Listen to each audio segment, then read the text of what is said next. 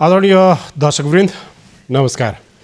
समसामयिक विषयमा केन्द्रित कार्यक्रम जिज्ञासामा म सन्तोष न्यौपाने यहाँहरूलाई हार्दिक स्वागत गर्दछु। यो कार्यक्रममा हामी नेपालमा विकसित पछिल्ला राजनीतिक घटनाक्रमहरू र तिनको निकास कसरी निस्कन सक्छ भन्ने विषयमा बहस गर्ने गर्दछौँ, कुराकानी गर्ने गर्दछौँ। सँगसँगै कार्यक्रममा हामी राजनीतिक, आर्थिक, सामाजिक लगायत विविध विषयमा कुराकानी गर्ने गर्दछौँ। यतिखेर व्यवस्थापिका संसदको प्रतिनिधि सभाको बैठक अवरुद्ध छ। यद्यपि संसद विघटन हुँदा पनि यसभन्दा अघि राष्ट्रिय सभाले गर्नुपर्ने आफ्नो काम, कर्तव्य, अधिकार सबै प्रयोग गरेर राष्ट्रिय सभा सुचारू भयो र राष्ट्रिय सभामा पनि अवरुद्ध हुने वातावरण बन्दा पनि राष्ट्रिय सभाले त्यो वातावरण बन्न नदिएर सुचारू ढङ्गले कामहरू सञ्चालन गर्दै आइरहेको छ।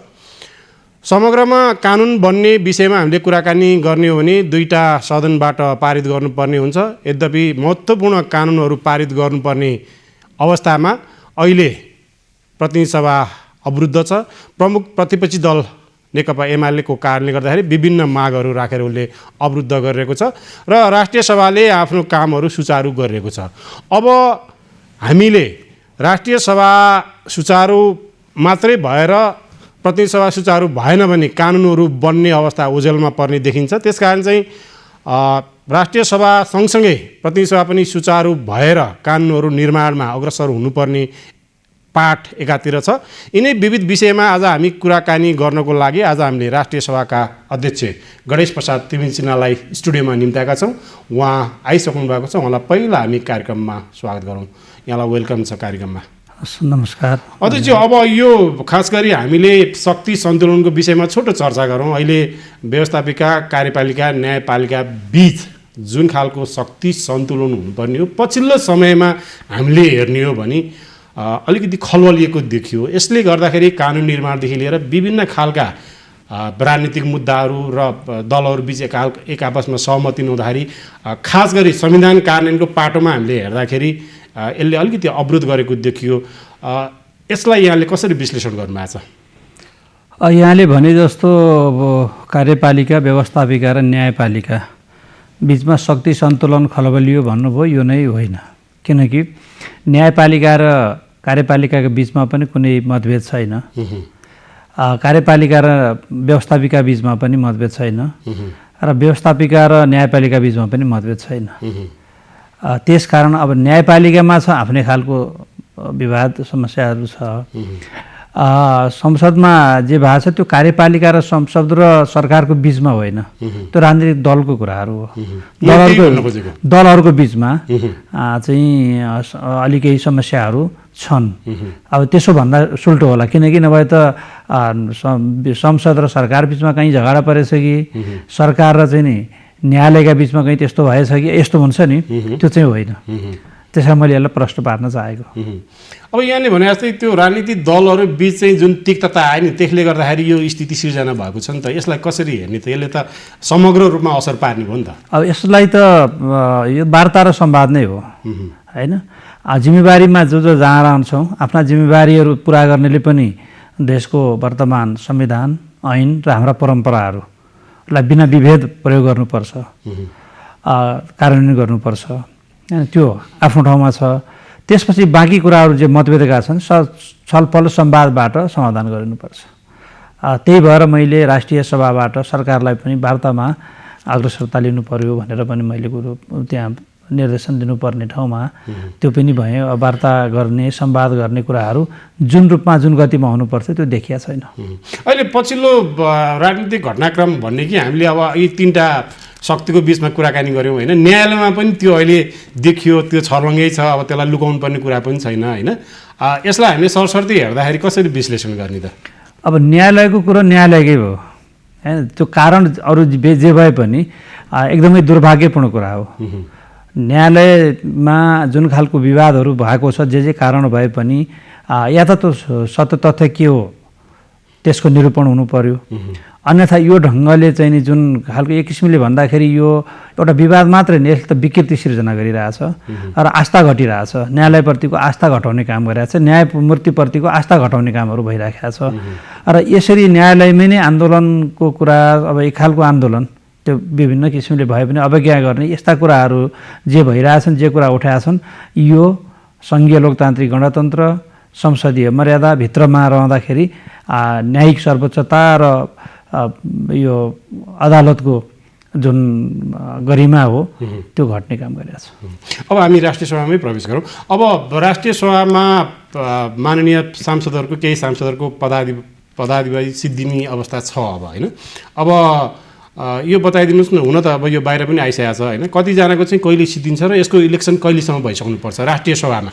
राष्ट्रिय सभामा प्रत्येक 2 वर्षमा 1/3 खाली हुने व्यवस्था अथवा त्यही कारण यसलाई अविच्छिन्न उत्तराधिकार होला। यो राष्ट्रिय सभा विघटन पनि हुँदैन, रिक्त पनि हुँदैन र 1/3 प्रत्येक 2 वर्षमा 1/3 सदस्यहरू रिक्त हुँदै जाने र पूर्ति हुँदै जाने कार्यकाल 6 वर्षको हुँदै जाने हो। सुरुकोमा पहिलो निर्वाचन भएको हुँदाखेरि हामीले एकैचोटि निर्वाचन गऱ्यौँ, त्यस कारणले गोला प्रथाबाट त्यो पदावधि निर्धारण गर्नु पर्यो र 2-4-6 वर्ष भयो। अब जब यो खाली भएकोमा पूर्ति हुँदै जान्छ त्यो सबैको 6 वर्ष हुँदै जाने हो, यसरी खाली हुनेको। त्यसकारण अहिले अब 4 वर्ष पुरा गरेर 20 जना सांसदहरू जाँदै हुन्छ। 1/3 भन्दा त बराबरीको 59 भएको हुँदा पुगेन। सुरुमा 19 जनाको गऱ्यौँ हामीले, गोला प्रथामै त्यो व्यवस्था गऱ्यौँ। अब 20 जनाको चाहिँ खाली हुँदै जाने हो अबको 2 पटकलाई। भनेपछि त्यसकारण 20 जना चाहिँ अहिले अवधि सकिने भनेको फागुन 20 गते र 1 महिना अगाडि नै निर्वाचन भइसक्नुपर्ने व्यवस्था छ। त्यसकारण किनकि अब त्यो खाली हुँदाको दिन नै 19 गते राति 12 बजे उहाँहरूको सकिन्छ, 20 गते शपथ ग्रहण गर्नु। निर्वाचन आयोग र तपाईँ बिच यो विषयमा केही कुराकानी होइन, हाम्रो सचिवालयले गरिरहेछ। निर्वाचन आयोगलाई हाम्रो सचिवालयको तर्फबाट सबै जानकारी गराइएको छ। अब निर्वाचन आयोगले सरकारसँग पनि संवाद गर्नु पर्यो। तिथिमितिको बारेमा त सरकारले गराउने होइन चुनाव त। हामीले त खालि हाम्रो यो रिक्त हुँदैछ, यी ठाउँमा यति स्थानहरू रिक्त हुँदैछन् भनेर जानकारी गराउने हो होइन। कुन क्लस्टरको कुन प्रदेशमा कति जना रिक्त भएको छ भन्ने त्यो जानकारी गइसकेको छ। अब राष्ट्रिय सभाको कन्सेप्टमा यो चाहिँ प्रतिनिधि सभाभन्दा यो अलिकति फरक कन्सेप्टको छ राष्ट्रिय सभा होइन। यसको काम कर्तव्य अधिकार छुट्टै छ र खास गरी यसलाई अलिकति समाजमा प्रतिष्ठित व्यक्ति बौद्धिक व्यक्तित्वहरू यसमा इन्ट्री भएर चाहिँ यसले केही टिओआरहरू काम गर्ने भनेर भनिएको छ। अब इन्ट्री हुँदा तपाईँले एक्सपेक्ट गरे जस्तै यो हुनसक्छ कि अहिलेसम्मको स्थिति हेर्दाखेरि तपाईँको अनुभव के रह्यो? राष्ट्रिय सभामा हामीले भने जस्तै व्यक्तित्वहरू रहनुभयो कि उहाँहरूले त्यही अनुसार काम गर्नुभयो कि कस्तो अनुभव रह्यो? के छ यहाँलाई के अहिलेसम्म आएका अवबुद्धिकहरू आउनुभएको थियो भन्न खोज्नु भयो कि? होइन, निश्चय पनि त्यो निरन्तर ढङ्गले यो विकसित हुने कुरा हो होइन। आफैमा पूर्णता केही हुँदैन। तपाईँले बौद्धिकताको जुन कुरा त्यसको परिभाषा के, त्यसको सीमा के, कम बेसी हुनसक्छ। त्यो पनि एउटा पाटो मात्रै होइन। बौद्धिकता भनेर बौद्धिकतामा त डिग्री राखिदिनु पर्थ्यो होला, डिग्रीले हुने हो भने यति पढेको हुनेर हुनु पर्थ्यो होला होइन, अथवा अरू विषय हो भने त्यस्तो अमूर्त कुराहरू हो त्यो। समाजको विभिन्न क्षेत्र हाम्रो विशिष्ट जुन खालको विशिष्ट अवस्था छ नेपाली समाजको त्यो अनुसार चाहिँ प्रतिनिधि सभामा एक खालको बनोट र एक ढङ्गले प्रतिनिधित्व हुन्छ भने त्योभन्दा अलिक पृथक ढङ्गले प्रतिनिधित्व गराउने गरी राष्ट्रिय सभाको परिकल्पना गरियो। त्यसकारण त्यही अनुसार यसमा समावेशता कुरा, भूगोलको कुरा, भूगोलमा पनि समानको कुरा छ। यी सबै कुराहरू र अनि त्यसपछि सरकारको सिफारिसमा राष्ट्रपतिले मनोनित गर्ने यी आफ्नै प्रावधान हुन्।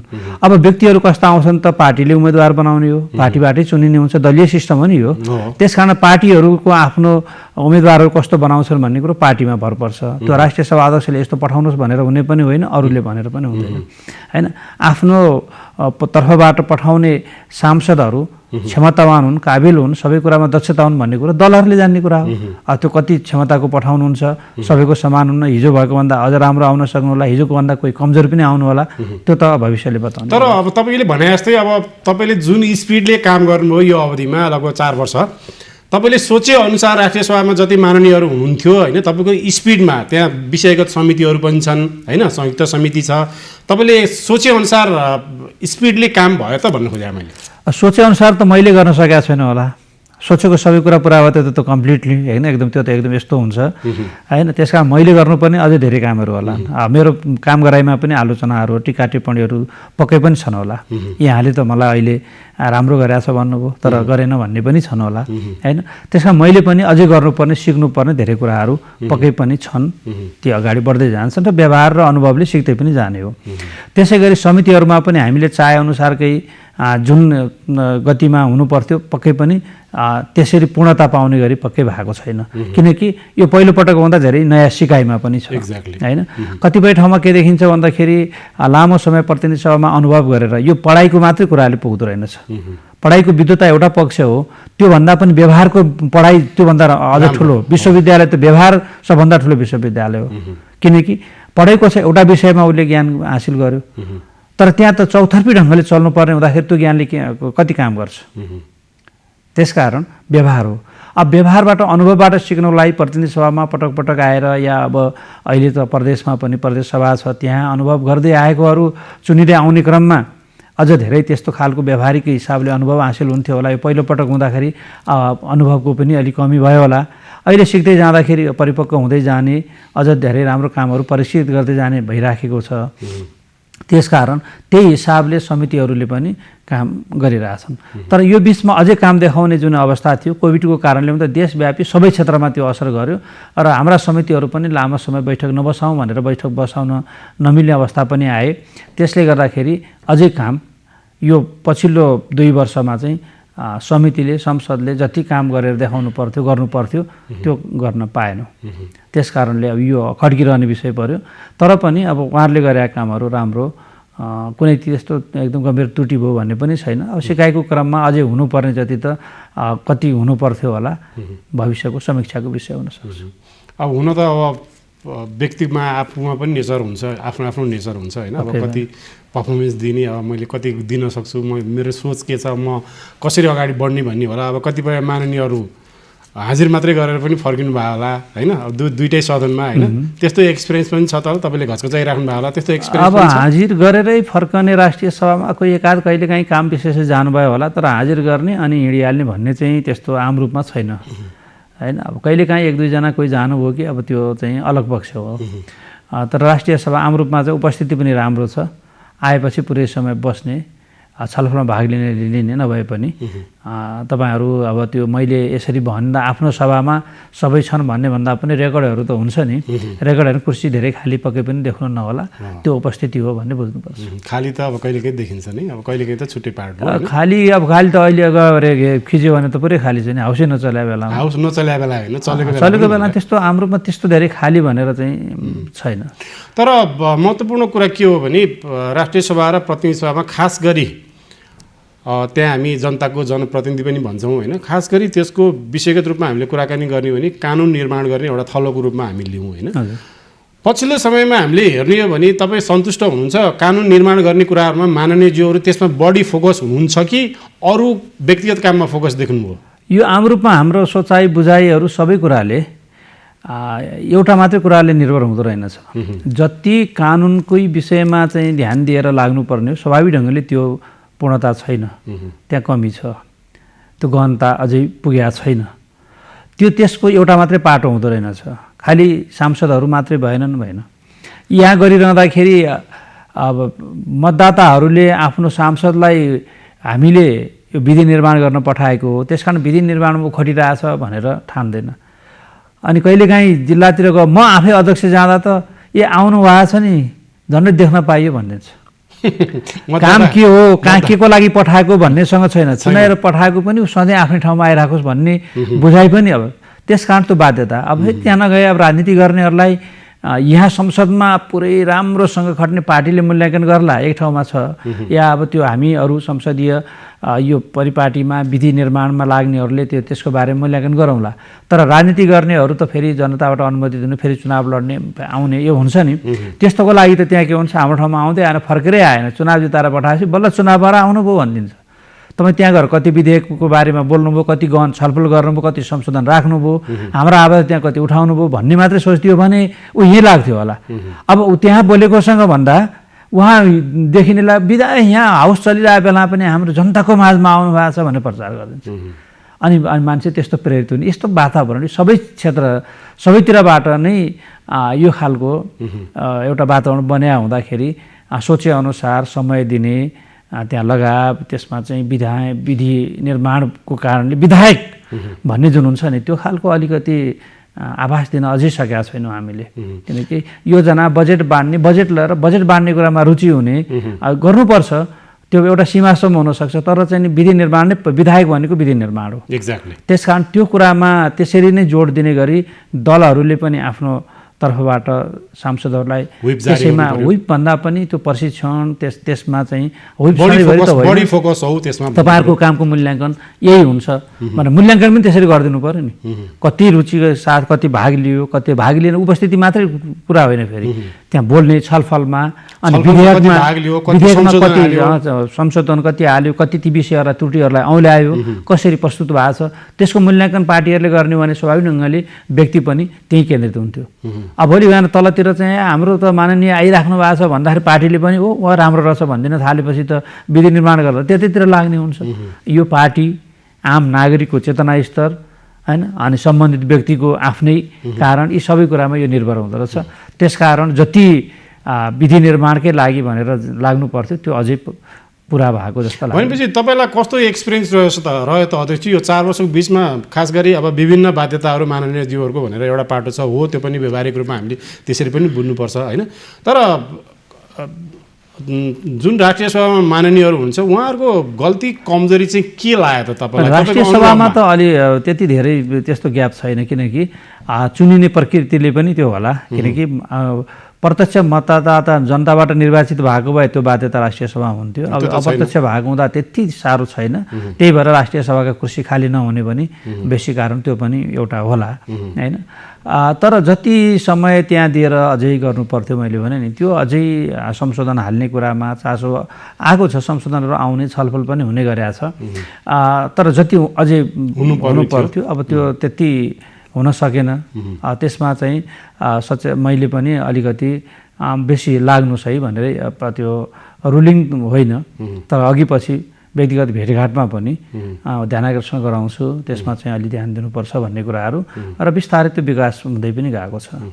अब मैले यो प्रसङ्ग तपाईँलाई यसभन्दा अगाडि पनि धेरै अगाडि यो प्रसङ्ग थोरै कोट्याएको थिएँ र तपाईँले त्यसमा अलिकति क्लियर पनि गर्न खोज्नु भएको थियो। अब राष्ट्रिय सभा र प्रतिनिधि सभाको बिचमा हामीले कुराकानी गर्ने हो भने दुईवटा सदन छ, दुईवटाको फरक फरक ढङ्गको कामहरू छ होइन। यद्यपि कानुन निर्माण गर्ने विषयमा दुवै थलो एकमतको रहन्छ होइन।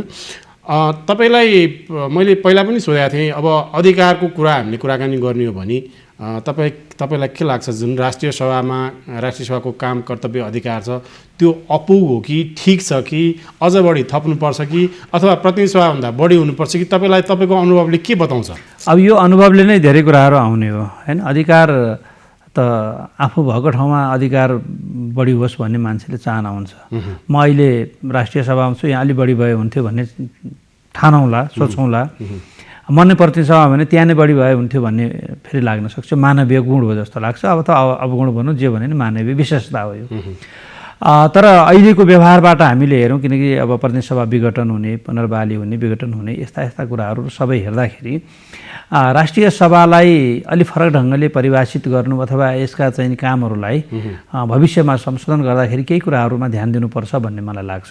जस्तो चाहिँ नि प्रतिनिधि सभा विघटन भयो, त्यो बेलामा राष्ट्रिय सभाले अब कहिलेकाहीँ सोचेअनुसार प्रतिनिधि सभा ठक्क विघटन र समयमा निर्वाचन नहुने, लामो ग्याप हुने, जस्तो अहिले नै मुद्दा परेर 2 महिना लामो जाने रह्यो नि।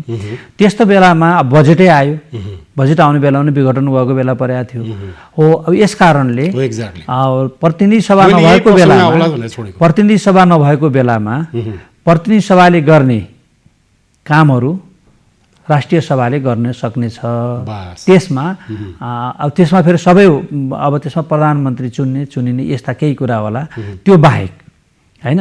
र अनि प्रतिनिधि सभा नभएको बेलामा कुनै विधेयकहरू पास गर्नु पर्यो भने राष्ट्रिय सभाले पास गरेर त्यसलाई प्रमाणीकरणको लागि पठाउन सक्नेछ भनिदिएको भए हामीले यो बिचमा धेरै विधेयकहरू पास गरेर पठाउँथ्यौँ। र जुन एउटा चाहिँ नि बाहिर आयो कि प्रतिनिधि सभा राष्ट्रिय सभा थियो, प्रतिनिधि सभा नभए पनि अनि बजेट चाहिँ नि बाहिर पढियो भन्ने कुरा आयो नि। अब राष्ट्रिय सभा पढ्ने पनि त प्रावधान छैन कि बजेट ल्याउनु भने ल्याउनु पर्छ, कहीँ त पढ्नु पऱ्यो नि, कहाँ पढ्ने त? अब मैले माग गरेर राष्ट्रिय सभा आउनु पर्थ्यो भन्ने म भनौँला, तर कुन व्यवस्था अन्तर्गत भन्ने कुरा भन्ने त छैन नि। नभएको कुरा त्यसै सस्तो लोकप्रियताको लागि भनिदिने, विरोधको लागि विरोध या मागको लागि माग गर्ने कुरा अलग हो। तर हाम्रो प्रबन्ध, हाम्रो व्यवस्था, कानुनी व्यवस्थाले त्यो छैन। त्यसकारण यस्तो कुराहरू अब चाहिने रहेछ होइन। मैले यसमा 2-3टा कुरा बताएँ। एउटा चाहिँ प्रतिनिधि सभा नभएको बेलामा यस्ता केही 1-2वटा काम बाहेक अरू राष्ट्रिय सभाले गर्न सक्ने छ, राख्नु पर्यो। त्यस अन्तर्गत बजेटको बेलामा त्यस्तो पर्यो भने अघिपछि त बजेट संयुक्त सदनमा प्रस्तुत हुने हो। यदि त्यस्तो छैन भने राष्ट्रिय सभामा प्रस्तुत गरेर त्यसलाई अगाडि पास गर्नुपर्नेछ भनिदिएको भए बजेट त्यहाँ प्रस्तुत हुन्थ्यो, छलफल त्यहाँबाट पासफेल जे हुन्थ्यो त्यो कायदा त अब चाहियो नि त व्यवहारले। त्यस्ता अवस्था पनि आउँदा रहेछ। अब किनभने राष्ट्र त सुचारू हुनु पर्यो। अर्को चाहिँ कतिपय विधेयकहरू प्रतिनिधि सभा नभएको बेलामा जरुरी छ, तर राष्ट्रिय सभाले पास गरेर मात्रै नहुने, प्रतिनिधि सभा नभएपछि त्यो प्रमाणीकरणमा गएन, ऐन बनेन, कानुन बनेन। त्यस्तो अवस्थामा प्रतिनिधि सभा छैन भने राष्ट्रिय सभाले पास गरेपछि राष्ट्रपतिमा प्रमाणीकरण गर्न पठाउनु सकिने व्यवस्था भइदिएको भए यी 3टा कुरा कम्तीमा पनि समावेश गर्दाखेरि राष्ट्रिय सभाको महत्त्व मात्रै नै भोलि स्वयं सरकारको आवश्यकता पुरा गर्ने कुरा, राष्ट्रको आवश्यकता पुरा गर्ने कुरा, राष्ट्रको आवश्यकताको कुरा पनि रह्यो। त्यही हुन्थ्यो हुन्छ जस्तो मलाई लाग्छ। होइन, यो त राष्ट्रको आवश्यकता पनि त रह्यो नि। अब हाउस विघटन भयो 2 पटक, त्यसपछि राष्ट्रिय सभा त सुचारू नै थियो। तपाईँले आखिरी हामी प्रसङ्गमा त्यहीँ आयौँ होइन। त्यतिखेर तपाईँको चाहिँ बन्द भए पनि अब केही महत्त्वपूर्ण खास गरी कानुन निर्माण गर्ने विषयमा 3-4वटा कानुनहरू थिए होइन। अब जस्तो अब राष्ट्रिय सभा सुचारू भयो, राष्ट्रिय सभाले पारित पनि गर्यो, अड्किरहेछन् होइन। अब हामी समग्रमा भन्नुपर्दाखेरि राष्ट्रिय सभाले गरेका महत्त्वपूर्ण कामहरूको बारेमा बुदागत रूपमा भन्नुपर्दाखेरि छोटकरीमा कसरी लिने त हामीले? अब प्रतिनिधि सभा अहिले पनि अवरुद्ध छ। तपाईँले भने जस्तै राष्ट्रिय सभाले पारित गरेर पठाएछ, उता अवरुद्ध छ होइन। यसलाई अब कसरी हेर्ने त? अब लास्टमा चाहिँ अड्कियो र त्यसको दुःख अन्तिममा कसले पाउने हो त? जनताले पाउने हो। यसमा यहाँ म एउटा फेरि यहाँ पनि मैले एउटा सच्याउनु पर्ने हो। अवरुद्ध दुवै सदन छ, राष्ट्रिय सभा पनि अवरुद्ध छ। प्रतिनिधि सभा नारा जुलुस छ, राष्ट्रिय सभामा मौन ढङ्गले उठेर विरोध गर्नेछ। फरक यति हो। त्यहाँ नारा जुलुस सहित नै रोस्टम घेर्नुपर्ने हुन्छ। राष्ट्रिय सभामा रोस्टम घेर्नुपर्ने गरिकन विषयवस्तुलाई अगाडि बढाउन मैले पनि ध्यान दिएको छु, त्यस्तो नगरौँ भनेर समझदारी बनाएका छौँ। त्यस कारणले खास गरी राष्ट्रिय सभामा राष्ट्रको लागि अत्यन्तै जरुरी जस्तो विनियोजन विधेयक आयो, अर्थ विधेयक, राष्ट्र ऋण उठाउने विधेयक यी पास गर्नुपर्ने थियो। त्यो राष्ट्रको लागि जरुरी थियो, रोकेर जानु हुन्थेन। त्यस कारण के गर्यौँ, त्यसलाई एउटा समझदारी अब विरोधमा उभिँदा पनि पास गर्नुपर्ने एउटा आयो। हुन त संसदीय गरिमामा प्रतिपक्ष एकजना मात्रै माननीय उभिए पनि चलाउनु हुँदैन भन्ने पनि हो। तर कहिलेकाहीँ त्यस्तो अब अवस्था आयो कि अब जटिलता रह्यो, दलहरूको बिचको संवादहीनता या चाहिँ सहमति नहुँदाखेरि त्यस कारण अब राष्ट्र नै ठप्प हुने गरिकन बजेटलाई रोक्नु त भएन। त्यस कारण एउटा उन्नत स्तरको समझदारी, नारा जुलुस नगरौँ होइन, रोस्टम घेर्न नआउँ, अब आफ्नो विरोध गरिराखौँ, यसलाई जाउँ भनेर हामी त्यसरी लग्यौँ। एउटा लोकसेवा आयोगको एउटा अत्यन्तै जरुरी थियो, कर्मचारीहरू नियुक्ति गर्नुपर्ने प्रदेशहरू थियो। त्यो सबै कुरा भएको हुँदा त्यसलाई पनि एउटा समझदारी बनाएर हामीले यसलाई टुङ्ग्यौँ भनेर लागेर त्यो गऱ्यौँ। त्यो चाहिँ हामी त्यति नै गरेको होइन। अब अरू कुराहरूमा चाहिँ राष्ट्रिय सभाले जे नियमित गर्नुपर्ने हो, एउटा समझदारीले हामी के गर्यौँ चाहिँ भने हाम्रो विधान समितिमा विधान व्यवस्थापन समितिले 4वटा विधेयकहरू पारित गरेर राखेका थियो, अघिल्लो सरकारले नै प्रस्तुत गरेका। र अहिलेको सरकारले त्यसलाई कन्टिन्यू अगाडि बढाउन चाहेपछि त्यसलाई समझदारी गरेर, किन त्यो समितिमा गएपछि त्यो प्रतिनिधि सभामा पठाएपछि त्यसले काम गर्ने भयो। त्यस कारण त्यता पठाउने र राष्ट्रिय सभामा चाहिँ 4वटा जुन विधेयकहरू विचाराधीन थिए समितिमा पठाउने, खास गरी विधान व्यवस्थापन समितिमा पठाएपछि अब हाउस नचल्दाखेरि विधान व्यवस्थापन समितिले ती 4वटा विधेयकमा चाहिँ नि छलफल गरेर त्यसलाई अर्को हाउसमा चाहिँ ल्याउन सक्छ, त्यो मौका पाउने भयो नि। यति समझदारीपूर्ण ढङ्गले हामी गऱ्यौँ। तर अब अरू विषयहरूमा मैले सरकार पक्षलाई पनि प्रतिपक्ष सत्ता पक्ष सबै संसदीय दलका नेताहरूलाई राखेर मैले उहाँहरूसँग के कुरा गरेँ भने अब राष्ट्रिय सभामा यता उभिरहने अरू चाहिँ अब विधेयकहरू होला या अरू प्रतिवेदन यता पेस गर्दै जाने, यसो नगरौँ। केही 1-2वटा चाहिँ त्यही बेला होलो हुँदाखेरि जे गऱ्यौँ। अब यो एउटा चाहिँ नि प्रतिपक्ष उभिराखेपछि देशै नचल्ने कुरामा जसले अब गम्भीर खालको नोक्सान राष्ट्रलाई हुँदैछ या सरकार ठप्प हुने हुन्छ, त्यस्तोमा एउटा पक्ष हो। नभए अरू अब चाहिने त चाहिने हो, तर यताबाट मात्रै पठाएर हुन अब नारा जुलुस गर्ने तहमा नगए पनि उभिँदा नगरौँ भनेपछि पछिल्लो पटक म आफैले त्यो भनेर असोज 25 गतेबाट हामीले के गर्यौँ भने अर्को सूचना नहुँदासम्मलाई आवश्यक नबसौँ। किनकि त अब सरकार र प्रतिपक्ष सत्तापक्ष र प्रतिपक्ष संवाद भएर हाउस खोल्नु पर्यो खोल्नु पर्यो हैन, या चाहिँ अब हाउस अन्त्य गर्ने बेला सूचना सरकारले समयमै दियो भने हाउस अन्त्य गर्ने दिन एक दिन बसेर अन्त्य गरौँला हैन, नभयो भने यस्तो बिचमा चाहिँ नगरौँ भनेपछि नत्र सामान्यतः हामीले 7 दिनभित्रमा हाउस बसाउनु पर्ने हाम्रो व्यवस्था छ, हाम्रो नियमावलीमा भएको व्यवस्था सामान्यतः। तर अब यो अहिले सामान्य स्थिति होइन, यसकारण चाहिँ समझदारीले नै अर्को सूचना जारी गर्ने भनेर हामीले फेरि अब 7 दिन गऱ्यो, फेरि अहिले हाउस बसेन भन्यो, अर्को दिन गऱ्यो, या बोलाउने अनि नाराजुले सदा उठिरहने अनि फेरि भन्दा यस्तो गर्नुभन्दा हैन, यसलाई चाहिँ अब जब त्यसले बिजनेस केही दिने र अगाडि बढाउने नै छैन भने त्यस कारण किन यसलाई चाहिँ बोलाइरहने भनेर अत्यन्तै समझदारीका साथ हामीले अहिले अर्को सूचना नहुँदासम्मलाई अर्को सूचना चाहिँ कहिले सुचारू हुने चाहिँ कहिले खोल्नुहुन्छ त अब?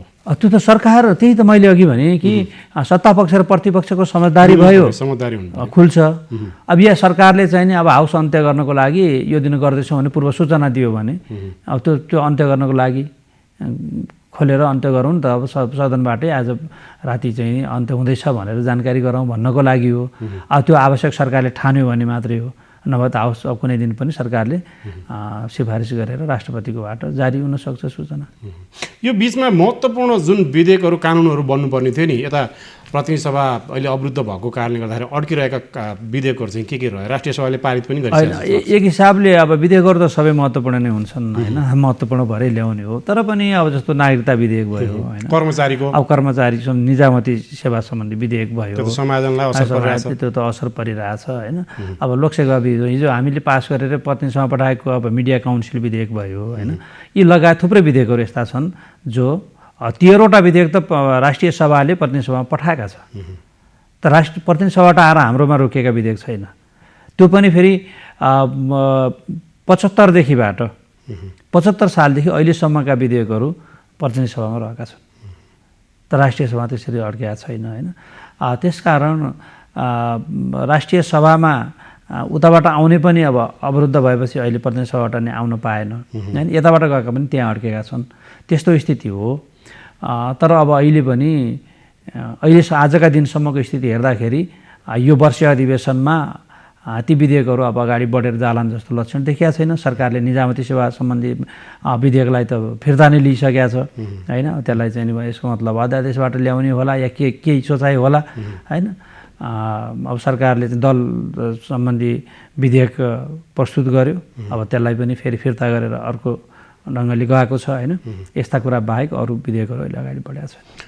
अन्तिममा अध्यक्ष, यो राष्ट्रिय सभाका अध्यक्ष तपाईँ र प्रतिनिधि सभाको अध्यक्ष बिचको तपाईँहरूको सम्बन्ध कस्तो छ? खास गरी कानुन निर्माणकै विषयलाई पाटोमा व्यक्तिगत भन्दा पनि कानुन निर्माणमा यस्तो छ, अब त्यो हामीले आफै दुईजनाले गर्ने केही विषय नै हुँदैन होइन, दुईवटा हाउसले गर्ने हो।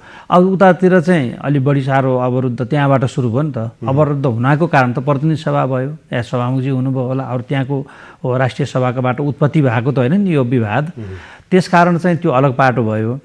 अब मैले बेला मौकामा भेट हुँदाखेरि अलि विधेयकहरू धेरै छन् प्रतिनिधि सभामा गएका राष्ट्रिय सभाबाट, तिनलाई पठाइदिने कुरामा ध्यान जाओस् भनेर भनिराखेको छु। सामान्यतः अरू केही त्यस्तो छैन र त्यो कानुन निर्माणको सवाललाई लिएर हुनुपर्ने केही पनि छैन दुईवटा सदनको बिच। हुन्छ अध्यक्ष, व्यस्त समय पनि आएर अहिले जुन हामीले राष्ट्रिय सभाका गतिविधिका विषयमा यहाँले जानकारी गराइदिनु भयो, यहाँलाई धेरै धेरै धन्यवाद। अब यो महत्त्वपूर्ण जानकारी राख्ने अवसर दिनुभयो अब नेपाल टेलिभिजन परिवार तपाईँसहित सबैलाई म धन्यवाद भन्छु। र खास गरी हाम्रो बडा दसैँ हामी बिदा गरेका छौँ, दीपावली, छठ, नेपाल सम्वत, लोसार, ईद, क्रिसमस, अब यी विभिन्न चाडहरू नेपाली सबैले मनाउँछौँ, विभिन्न चाड विभिन्न हिसाबले नेपालीहरूले मनाइआएका छौँ। यो सबै अवसरमा म समस्त नेपाली दिदीबहिनी दाजुभाइहरू सबैलाई यस अवसरमा शुभकामना भन्छु र दलहरू यी चाडबाड पुरा गरेर आउँदाखेरि सहमतिका साथ राष्ट्र निर्माणमा जुट्ने वातावरण बनोस् कामना गर्छु। हाम्रो पनि कामना छ। दर्शकवृन्द, अहिले हामीले कुराकानी गऱ्यौँ राष्ट्रिय सभाका अध्यक्ष गणेश प्रसाद तिमसिनासँग, खास गरी प्रतिनिधि सभा बैठक अवरुद्ध र राष्ट्रिय सभाले गरिरहेका काम कारबाहीको विश्लेषण हामीले गऱ्यौँ। यसको साथसाथै हाम्रो कार्यक्रमको समय पनि सिद्धिसकेको छ। हाम्रो सम्पूर्ण टिम लगायत म पनि आज्ञा चाहन्छु। नमस्कार।